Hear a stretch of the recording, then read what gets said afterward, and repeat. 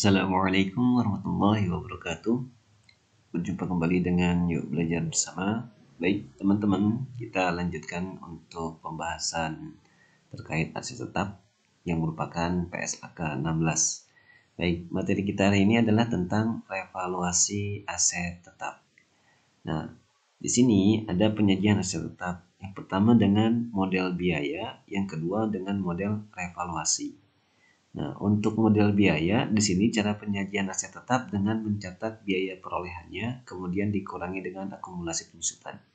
Jadi kalau kita misalkan punya harga perolehan dari sebuah mesin 22 juta, kemudian ada penyusutannya setiap tahun misalkan 2 juta.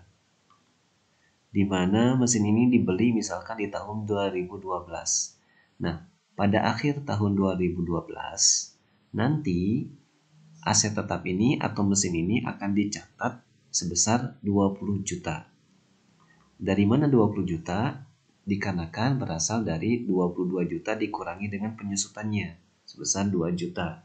Sehingga nilai buku akhir tahun 2012 adalah 20 juta. Ini yang disebut dengan penyajian aset tetap dengan menggunakan model biaya.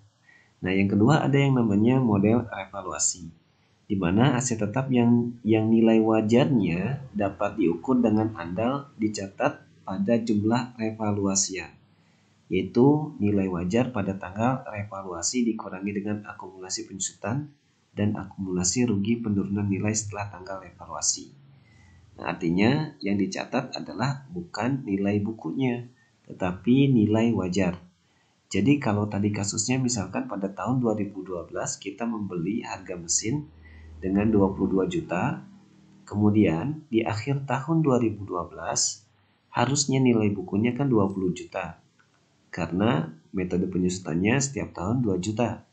Nah, ternyata di akhir tahun 2012 dicatat mesin tersebut pada saat nilai wajar adalah bukan 20 juta. Misalkan ada 20 juta 500 ribu. Nah, maka yang akan kita gunakan untuk model revaluasi adalah nilai 20 juta 500 ribu rupiah. Baik, kita lihat selanjutnya untuk pembahasannya. Nah, di sini ada misalkan untuk model revaluasi. Pada akhir tahun 2012, penyusutan PT Yuk Belajar Bersama dengan metode garis lurus 2 juta. Jadi penyusutannya setiap tahun 2 juta. Sehingga nilai buku di akhir tahun 2012 adalah 20 juta. Nah, jadi tadi harga perolehannya misalkan 22 juta, dibeli di awal tahun 2012, metode penyusutannya 2 juta per tahun. Nah, di akhir tahun betul kan ada 20 juta. Pada akhir tahun 2012, nilai wajar mesin PT Yuk Belajar Bersama yang tadi dibeli dengan harga 22 juta adalah 20 juta 500. Nah, ini model revaluasi. Kita lihat jurnalnya. Yang pertama adalah akumulasi penyusutan mesin 2 juta, mesinnya 2 juta. Nah, ini untuk membuat air jurnal metode penyusutannya. Jadi akumulasinya 2 juta, mesinnya 2 juta. Kemudian karena di sini kita menggunakan model revaluasi, maka di sini akan ada pencatatan baru, yaitu mesin bertambah 500.000, surplus revaluasi 500.000. Ini diperoleh dari nilai buku mesin di akhir tahun 2012 yaitu 20 juta. Sedangkan nilai wajar mesin yaitu 20 juta 500. Sehingga ada selisih sebesar 500.000. Nah, selisih ini kita sebut dengan surplus revaluasi. Kenapa disebut surplus revaluasi? Karena nilai wajar itu lebih besar daripada nilai buku. Maka kita sebut dengan surplus revaluasi. Nah, posisinya ada di kredit. Debitnya apa? Debitnya adalah mesin. Kenapa debitnya mesin? Karena nilai wajar mesin lebih besar daripada nilai buku mesin. Oke, kita lihat pada slide selanjutnya. Nah, untuk sajiannya dalam laporan laba rugi dan posisi keuangan. Kita lihat untuk posisi mesin kita letakkan di aset. Nah, karena mesin kan bagian dari aset tetap. Jadi kita letakkan di aset. Nah, nilai yang kita letakkan adalah 20.500.000, bukan 20 juta. Nah, kenapa? Karena kita menggunakan model revaluasi. Jadi nilai yang dicatat adalah nilai wajarnya. Nanti akumulasi depresiasinya bukan 20 juta, tapi dia masuk 20.500.000. Kemudian pada sisi ekuitas itu akan muncul surplus revaluasi karena ini menambah modal sebesar Rp500.000. Nah, adapun untuk laporan laba rugi nanti yang metode penyusutannya di mana ada beban penyusutan atau akumulasi penyusutan sebesar 2 juta per tahun, ini akan muncul di laporan laba rugi. Namanya beban depresiasi. Nah, kita akan coba hitung penyusutan setelah revaluasi. Di sini kasusnya tadi sama, harga perolehannya itu 22 juta. Kemudian diketahui setiap tahun itu ada 2 juta penyusutannya. Ini untuk beban penyusutan. Kemudian diketahui mesin PT Yo Belajar Bersama pada akhir tahun 2012 adalah 20 juta. Nah, ini nilai bukunya berarti nilai bukunya ada 20 juta. Namun dengan nilai wajar 20.500.000 rupiah, ini nilai wajar. Sedangkan nilai sisa mesin tersebut di akhir penggunaan adalah 2 juta. Ini nilai sisanya. Baik, kita lihat untuk penyusutannya. Nah, penyusutan tahun 2013. Jadi, kalau tadi kan awalnya harga perolehan mesinnya adalah 22 juta. Penyusutannya setiap tahun itu 2 juta. Nah, jadi kalau 2012 berakhir, penyusutannya di tahun 2012 adalah 2 juta. Di 2013 itu masih 2 juta kalau kita menggunakan model biaya dengan penyusutannya adalah metode garis lurus. Nah, tetapi ketika kita menggunakan model revaluasi di mana kita menggunakan nilai wajar, maka biaya penyusutan mulai dari tahun 2013 sampai akhir itu bukan 2 juta, tetapi 20.500.000 rupiah dikurangi 2 juta dibagi dengan 9. Sehingga mulai dari tahun 2013 akhir penyusutannya adalah 22.055.556 rupiah. Nah, ini diperoleh dari nilai wajar dikurangi dengan nilai sisa dibagi dengan umur ekonomis. Nah, jadi yang kita gunakan adalah nilai wajarnya, bukan nilai bukunya. Nah, bukan angka yang 20 juta. Nah, di sini ini rekapnya. Kita lihat. Ini contohnya nilai bukunya atau harga perolehannya awalnya adalah 22 juta. Dengan nilai sisanya di akhir tahun penggunaan adalah 2 juta.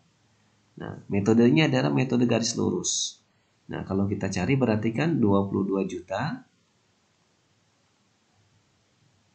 dikurangi dengan 2 juta dibagi dengan 10.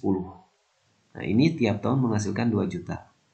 Nah, ini 2 juta, ini 2 juta, 2 juta, 2 juta, 2 juta, 2 juta. Sampai akhir tahun 2021 adalah 2 juta. Ini metode garis lurusnya. Kemudian akumulasinya ini 2 juta. Kemudian jadi 4 juta karena dia diakumulasikan. Sampai dengan 20 juta. Nilai bukunya 22 juta dikurangi 2 juta. Nilai buku di akhir tahun 2012 adalah 20 juta. Ini menjadi 18 juta. 20 juta dikurang 2 juta. Ini kalau kita menggunakan model biaya. Nah, tetapi ketika kita menggunakan nilai wajar, nah maka di akhir tahun 2012 itu bukan 20 juta, tetapi 20.500.000 karena kita menggunakan nilai wajar mesin tersebut. Sehingga penyusutannya akan berubah.